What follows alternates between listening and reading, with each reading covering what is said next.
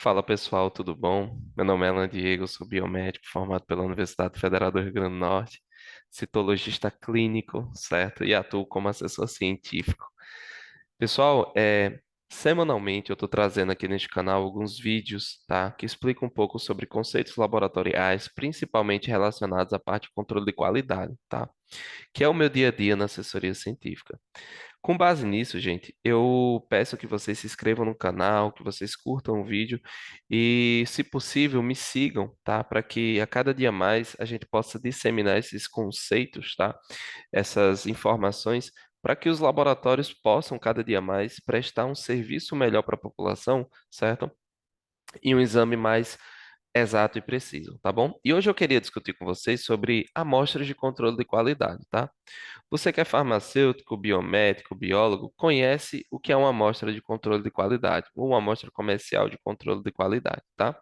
Basicamente, uma amostra de controle de qualidade é um material que eu tenho, certo? É similar, tá? A um paciente, certo? Similar a uma amostra que eu passo na minha rotina, mas que os valores dos analitos daquela amostra de controle, eles já são conhecidos, tá? Então eu compro comercialmente um produto chamado de controle de qualidade, e esse produto ele já apresenta uma bula com todos os analitos presentes naquele controle e suas determinadas concentrações. Quando você coloca no seu equipamento, espera-se que o seu equipamento ele leia um valor igual ou próximo à concentração de bula. Os controles, diferentes dos calibradores, eles apresentam um intervalo, tá? Então, veja bem, o meu controle ele vai de 80 a 100, de 120 até 140, e existe um valor médio ali. Eles apresentam esse intervalo. E é a partir desses controles que os laboratórios utilizam a aplicação das regras de controle, tá? Então, você faz uma análise das suas amostras controle, e essas amostras controles, você aplica regra única no gráfico do Lever-James, ou você aplica ali as regras de Westgard, tá? A partir da análise desses controles. Tem vídeo, certo, meu, falando sobre gráfico do Lever-James, como interpretar, e também sobre controle de qualidade como de regras de Westgard, como interpretar também, tá? Então, gente, esses controles nós temos de todo tipo. Alan, se eu tenho um equipamento de hematologia, eu tenho um controle de hematologia, geralmente 3 níveis, tá? Se eu tenho ali o equipamento de bioquímica, eu tenho um controle de bioquímica, certo? Para todos os analitos, certo? Pode ser um nível, 2 níveis ou 3 níveis. Existem controles específicos urinários, que geralmente eles compartilham urina, líquor ou outros líquidos, tá? Também tem esses controles. Existem os controles imunológicos, tá? Também existem. Controles para os equipamentos de coagulação, gasometria. Então, qualquer equipamento que faça uma análise, existem controles, tá?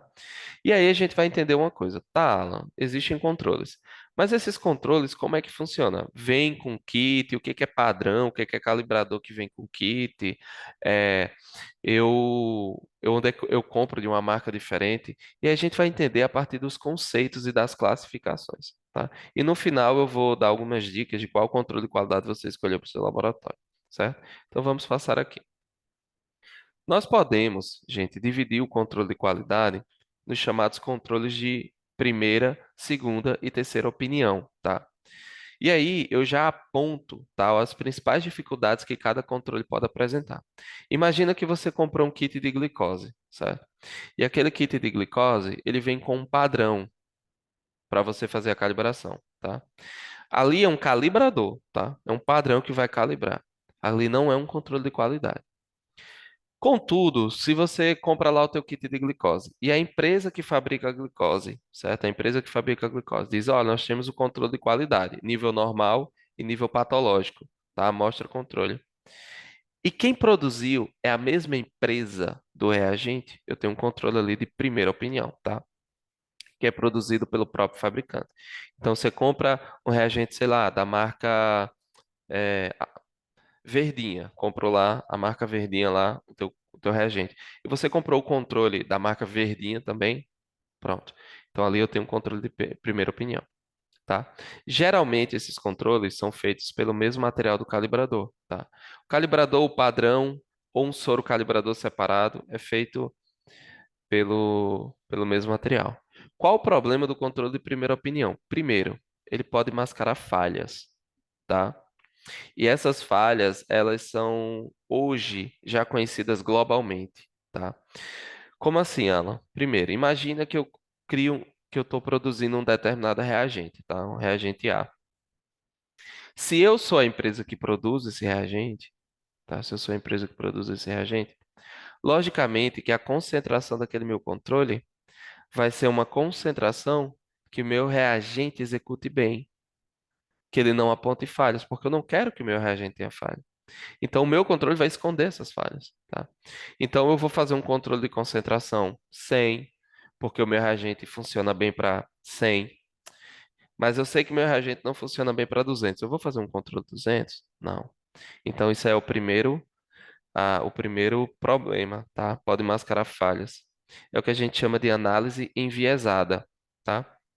Como assim, análise enviesada? Você não tem um parâmetro para dizer realmente se aquele teu reagente está tendo boa execução. Por quê? Porque tudo é muito amarrado, tá? Tudo é muito amarrado. As concentrações amarrado com os reagentes, então tem que ter cuidado. São os controles chamados, que a gente diz, são feitos para passar.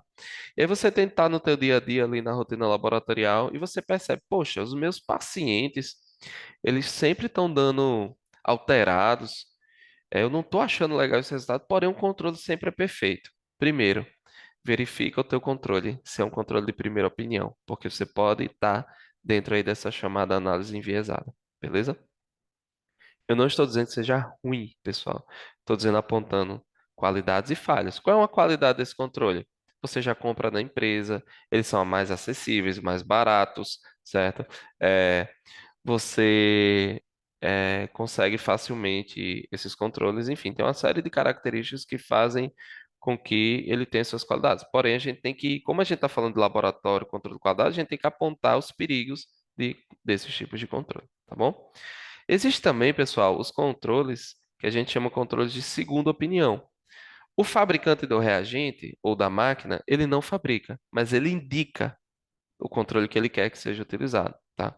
Então, a empresa A não fabrica o controle A, mas ele indica, para o meu reagente você pode usar o controle Z. Por favor, use o controle Z, tá? É, da mesma forma, menos de que o de primeira opinião, certo? Bem menos, ele pode mascarar determinadas falhas, porque esses controles são criados também para aquele tipo de reagente. Porém, ele não é criado pelo mesmo fabricante, tá bom? Então, é, é uma melhor opção que o de primeiro, tá? Se você for aplicar a tua rotina laboratorial, mas que também apresenta falhas. E qual seria o melhor, certo? Vamos dizer assim, o ápice do controle de qualidade no que diz respeito a essas amostras controles? O chamado controle de terceira opinião, tá?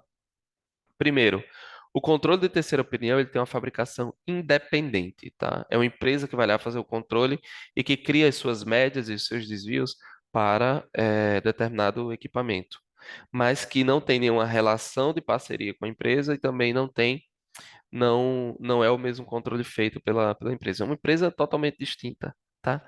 A gente sabe que esses controles eles funcionam exatamente como amostra de paciente, certo? Então, como eles são analisados de maneira independente, tá? Eles são mais confiáveis, mais exatos, mais precisos e eles são mais sensíveis para variações de determinados analitos, tá? No Brasil, utiliza-se muito pouco os controles de terceira opinião, porém nos outros países esse uso ele é difundido. No Brasil, a gente tem uma prevalência maior dos usos de controle de primeira e de segunda, tá? O de primeira alavancando aí na frente, tá? Mas nos outros países. Eu acredito, pessoal, que mesmo que você utilize um controle de primeira, um controle de segunda, vale a pena você testar um de terceira, como uma forma de você observar se os de primeira, também os de segunda estão agindo da maneira correta. Ou somente utilizar o de terceira, tá? De terceira opinião, certo? E aí, gente, esse conceito de classificações de controle é muito importante, porque às vezes a gente acha que nossa rotina laboratorial é assim, passei o controle, deu dentro, é um analítico conhecido, né? É uma amostra controle, tá tudo ok. Mas a coisa é muito mais complexa, tá? O buraco é muito mais embaixo.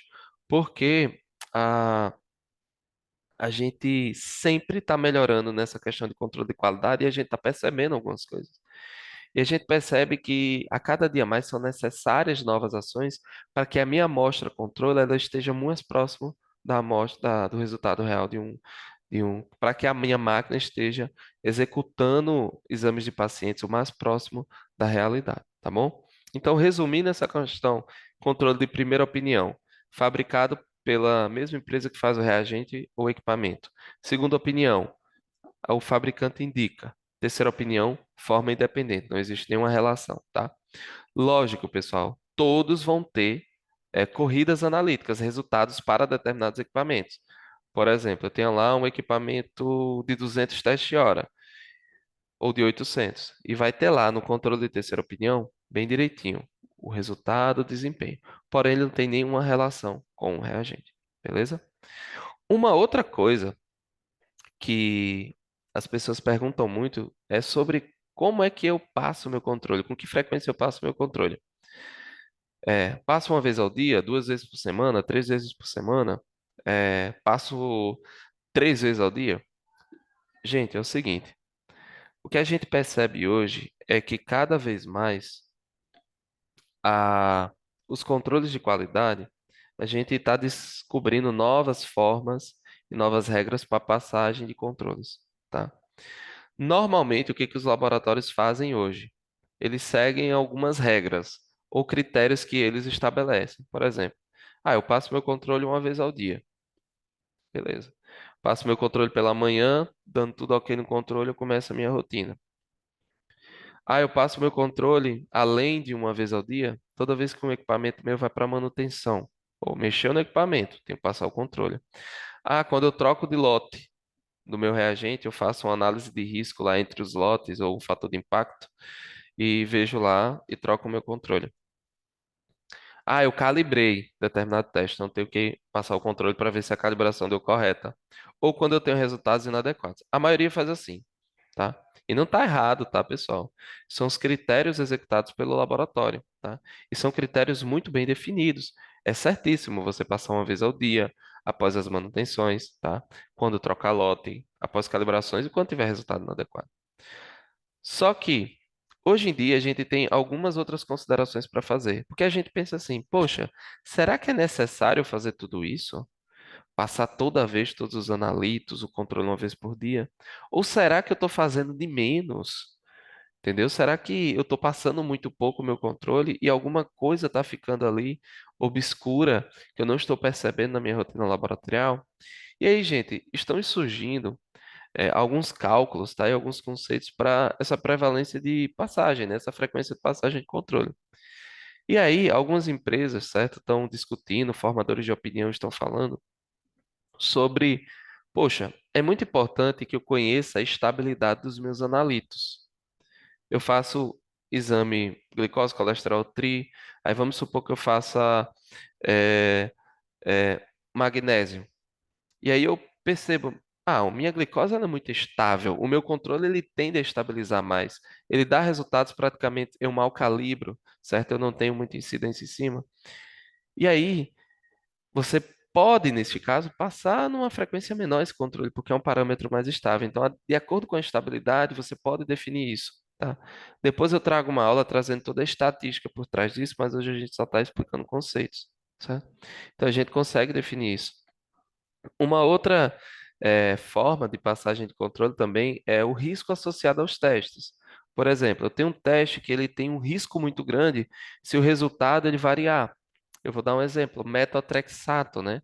A gente tem um exame de metotrexato que é uma droga quimioterápica que tem um alto, ela intoxica muito fácil os pacientes e precisa de uma dosagem muito acurada quando o paciente está usando essa medicação. Então, necessariamente nesses casos, eu preciso de uma maior frequência de controle para controlar mais aquele meu ensaio, tá? Então, são novos parâmetros, não aquela coisa engessada de uma vez ao dia. Não, mas, poxa, vamos ver a estabilidade do meu controle, vamos ver qual o risco associado ao meu teste, se aquele meu teste ele apresenta um risco maior para o paciente, se ele tiver uma variação muito grande. Então, cada dia mais. Eu vou montar uma aula só sobre estatísticas, tá? como índice de estabilidade de reagente, certo? Para a gente passar isso, que isso ajuda muito na rotina laboratorial de vocês, tá? Então, pronto. Ah, Alan, eu vou escutar, eu vou comprar o meu controle de qualidade. Quais são os critérios, certo? Comprar a minha amostra controle. Quais são os critérios que eu devo utilizar? Gente, eu indico esses critérios aí. Primeiro, tente sempre comprar controle de matriz humana, se você faz análise humana. Por quê? Porque diminui o chamado efeito matriz. Quando a gente usa matriz animal, por exemplo, animal não humana, a gente tende aos resultados entre lotes eles darem mais diferentes, eles não são muito homogêneos, tá? Então a matriz ela influencia nisso, certo?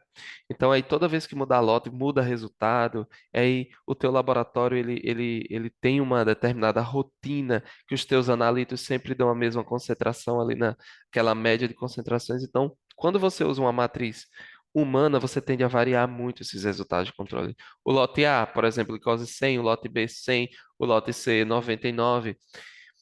Quando a matriz ela não é humana, ela varia muito. Você percebe um lote A 100, um lote B já é 130, um lote C já é 80, e isso é muito importante, tá?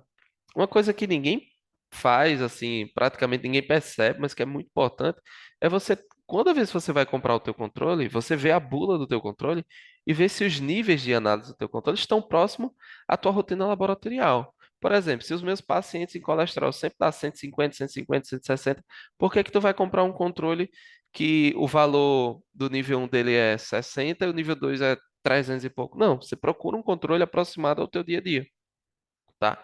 Sempre controles de boa estabilidade, certo? Depois de preparados, principalmente aqueles que são liofilizados, vem um pozinho lá para você preparar, e boa validade, porque quanto maior a validade, menos, certo, mudança de lote.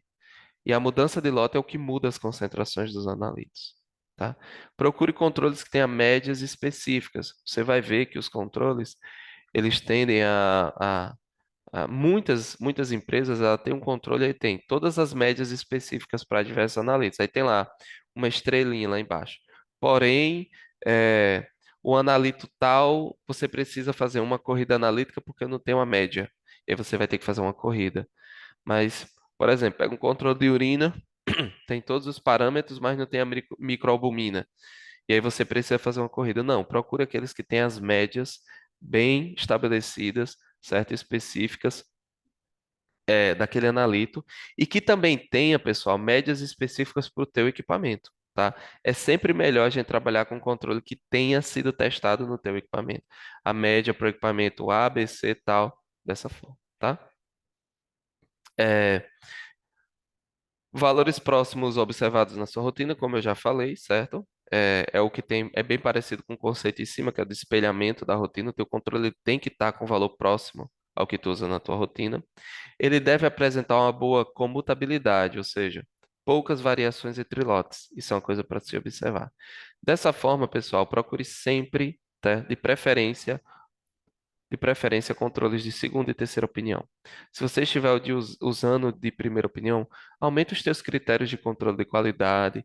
Veja lá, porque, poxa, eu não posso trabalhar com de segunda nem com de terceira. Tudo bem, mas aí aumenta os teus critérios na hora do controle de primeira, certo? Usar o controle de primeira. Ah, como eu tenho uma amostra controle que não é muito indicado, então eu vou aumentar os critérios, eu vou passar mais vezes ao dia, eu vou ver o meu parâmetro que tem mais estabilidade, eu vou ver aquele que apresenta maior risco, eu vou fazer sempre na mudança entre lote, entendeu? Então, controle de qualidade é isso, é você definir critérios que muitas vezes são aplicados à sua rotina para que você trabalhe na melhor qualidade. Por isso é muito importante, pessoal, a consultoria, tá? Você ter a consultoria da qualidade. Inclusive, eu tenho disponibilidade para prestar consultoria, porque eu entendo o teu laboratório, e como a gente entende o teu laboratório, a gente aplica melhor essas, essas ideias de controle, porque cada laboratório vai agir de uma maneira diferente. Porém, todo mundo quer um resultado muito próximo à exatidão, certo? Muito próximo ao valor real, exato e preciso, tá? Por isso, cada laboratório tem que trabalhar sempre dentro de uma margem, certo? Mas que cada laboratório vai precisar de ações diferentes para chegar aí, certo? Existem ações comuns e existem as ações específicas. Por isso, gostaria que você compartilhasse esse vídeo, né, com quem está precisando dessas informações. Qualquer coisa pode falar comigo, tá? No chat, no Instagram, certo? Até nos comentários do YouTube aí. Pode ficar à vontade, pessoal. É um prazer trazer esses conhecimentos para vocês. Obrigado e um abraço.